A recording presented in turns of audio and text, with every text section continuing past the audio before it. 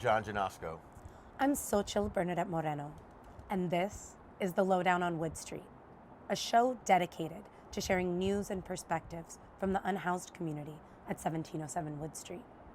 We want to give you the story straight from the source and share important insights from our unhoused community, especially as we are under impending threat of eviction from the city of Oakland.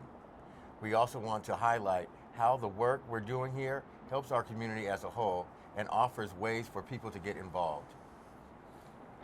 On our very first episode, we'll give you a tour of Wood Street, hear from our correspondent Jaz about her work with eviction defense, share headlines about the unhoused community, and talk with our neighbors here about what makes Wood Street special as we face imminent eviction. The community here at Wood Street is thriving, diverse, and unique. With this show, we hope to give you a glimpse into our world. So let's get right into it and hear from our correspondent, LaMonte Ford, who will give us a tour of our home. Hi, I'm LaMonte Ford, a correspondent with The Lowdown, and I want to take you on a tour of our community common. So behind me is our common area. Not common, but our common area. It's a place where we have our meetings, we share pertinent information here, and we eat here. We throw parties here. You know, this is like, for me, it's the heart of Wood Street Commons. So behind me now is our kitchen area.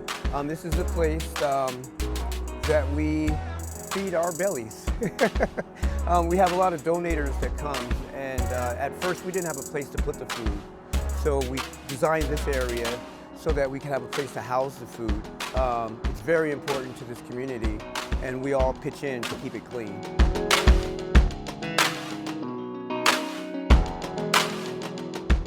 Hi, I'd like to show you the possibilities that one could achieve with repurposed items. Behind me is a home that I built, shingles and all. This has all come from the garbage. It's amazing what people throw away. I have windows, paint, skylights even. I also was able to design this putting green from all repurposed items. It's 9-hole now. I mean, it's 3-hole now, but it's going to be a 9-hole when I get around to it. I got to keep up with my stroke.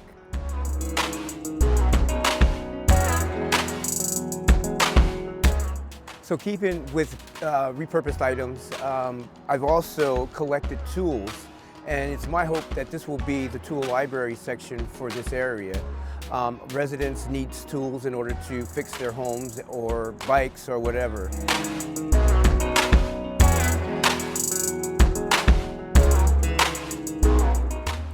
So keeping in mind of the repurposed items, this home also is built with completely repurposed items by a brother and a friend of mine by the name of Moose. So he's actually built a perch on top that he uses to look out for fires. He's part of the fire brigade here to, mediate accidental fires. Moose is a very important part and member of this family here.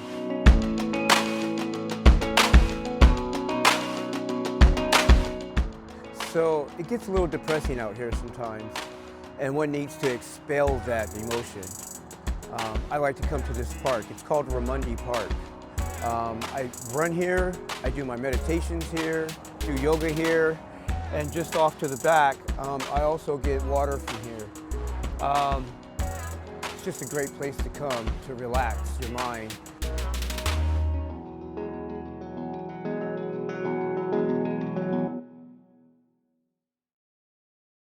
Every day on the streets of Oakland, people are evicted from their homes. Let's turn now to our correspondent Jaz and get the lowdown on eviction defense. So we're back, and welcome to the show, Jaz. This is our correspondent out doing eviction defense. How are you doing today, Jaz? I'm doing all right. I'm glad the rain let up today, so we can have a nice shoot day. Jaz is out there every day, Monday through Friday, doing eviction defense, and I want the audience to know what it is that your day looks like when you're doing eviction defense. I have to get up bright and early because the city usually schedules these from like 9 to 5, but I try to get there before they get there so I can check in with the community that's about to be displaced and figure out where they're at with that and what kind of support they might want. during the day, because all the work that I do is volunteer, and it's also resident-led. I try to make sure that I get to know the community that I'm working with and see what support they want to see, like how they feel about the eviction, like whether or not they are interested in the services that are available and like want help pursuing those, or if they have been offered the services already and they haven't been helpful and they want to protect the community and the survival tools that they've built for themselves where they're at. So I know in your day-to-day activities, you see some troubling things that happen out there. Can you tell us maybe one or two things that you saw that were very troubling? Yeah, I mean, there's a total disrespect for people's homes and property. I see all the time. Like, I've seen DPW workers and cops knife open tents. I've seen them take bolt cutters to locks on the outside of structures, take battering rams to people's doors. Whoa. And when more often than not, the folks that lived in those spaces were just away because they have to work too. Like, people have to make a living when you're out in the street. And some of us do have day jobs, so like, they can't be there when the evictions happen because they happen during the work week to protect their stuff, and the city claims their structure is abandoned and tears it down, and then someone comes home to no home, and then that's left. It's up to them and the community that they're a part of to figure that situation out. The services are not 24/7. Like, they're barely twice a week, or twice every 2 weeks or something like that. I forget what the exact schedule is, but like. So it's like the city leaves people out on their asses all the time and has no accountability for it, and no respect for just people trying to get by, and actually puts people further back when they do that to people repeatedly. Why do you do this work, Jaz? I mean, I do this work because the way the city is handling it is completely backwards and wrong, and it's a waste of money, and it's violent and harmful. And I also do it because I know that the evictions can be very traumatic for folks, and because when someone's destroying everything you have in the world, it's very hard to stay focused. It's very hard to keep a level head, and I'm impressed every day with the folks that are able to do it, and like that to go toe to toe with the city. But like, that is hard work to do on your own, and so I try to be an outside person who understands where they're coming from, but doesn't have that personal attachment to their things, and can be a liaison if needed, or can just be extra hands if needed, like, or just be someone to be there for someone going through that, to know that while they're being told by cops and city workers that their life doesn't matter, that their existence is trash, that's not true, that the community does care about you, and they do matter. So what can people do to get involved, to help out, to support the unhoused community at this time? First and foremost, just get to know your unhoused neighbors. Like, talk to people. Ask questions. Like, you're never gonna know where someone's at or what kind of help they need if you don't ask them. Like, where are you at today? What would be helpful? Or how did you get here? Learn someone's story. Take the time to get to know someone, because that's how you can really help someone. Like, once you know their story, and let them get to know you. Like, because once you build that trust, a lot of the issues that I feel like people have with encampments can be solved if they just build community trust and not rely on the 211 numbers or the 311 numbers. I forget which number it is. The system. Basically, because they think they're going to be coming in offering temporary housing solutions or like programs that will get people into housing, but more often than not, it cycles them back into the street, and the base level of what they do every day is just destroying people's homes and moving them around. And I don't think people realize that is really how the city is dealing with it, and that's not helping anybody, and it's just making the problem worse. Well, thank you, Jaz, so much for your time and explaining some of the things that are going on out there. Thank you. Between January 9th and the 20th, the City of Oakland plans to destroy our community here at Wood Street. With the eviction looming, we turn now to the voices of Wood Street residents about what makes this place special and what's at stake if this community is lost. So let's hear what they have to say.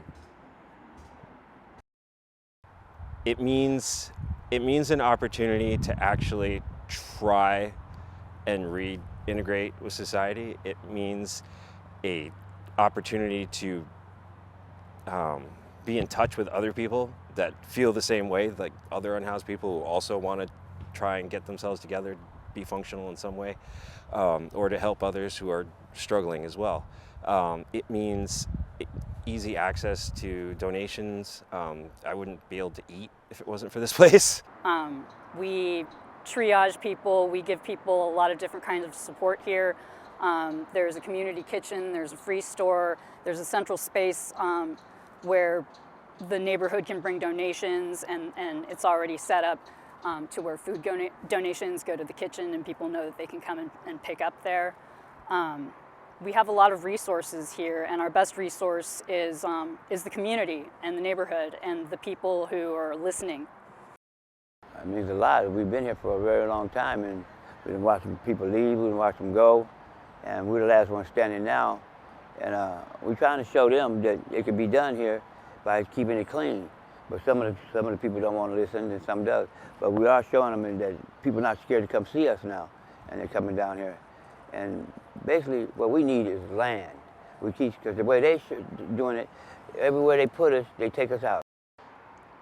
I would like people to realize that, you know, if there is disused land, it, you know, might as well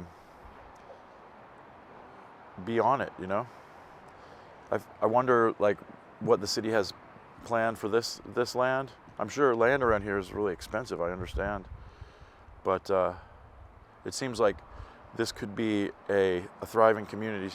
This being the center of it. And I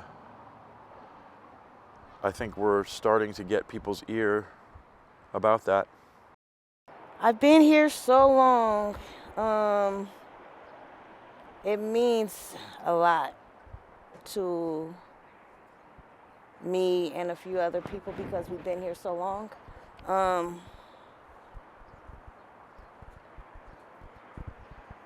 I've grown on people here, they grown on me, so they're like my family now. So my family means a lot to me too. Like they try to make, we're not all dope fiends. You know, we all got talents, we got trades. You know, all this stuff we put up, it ain't by choice, it's by force that we have to live, you know. But that's what they need to know, that if they come down and meet us, they'll get to see what kind of people we are. It's just, yeah, it's really important that something like this is given a chance, not just to thrive, but to get the support from the city instead of the city trying to tear it down. I'm hoping that they let us all stay together. I mean, this is the end, I mean, the last of it, and everybody's scattered out, but we're still in the area, like surrounding areas. Ain't too many people gone far. So we're holding on. So John, what'd you think of this year's holiday party? Oh, it was amazing. It was our third annual Christmas party with an extra additive, an art show, sale, and auction, and it went over really well. It was so beautiful to see the whole community come together. It really was. So if you've been inspired by what you've learned about the Wood Street community, there are some concrete things you can do to act in solidarity. We ask you to call or email Mayor-elect Shang Tao. Ask her to stop the evictions from January 9th to the 20th on Wood Street. Also, whether you're signing on as an individual or an organization, you can sign our petition and letter of support at woodstreetcommons.org. Also, sign up for our Rapid Response Network because we're asking for people to come and put their bodies on the line every day from January 9th through the 20th. Stop the evictions. Stand with Wood Street. And that was the Lowdown on Wood Street.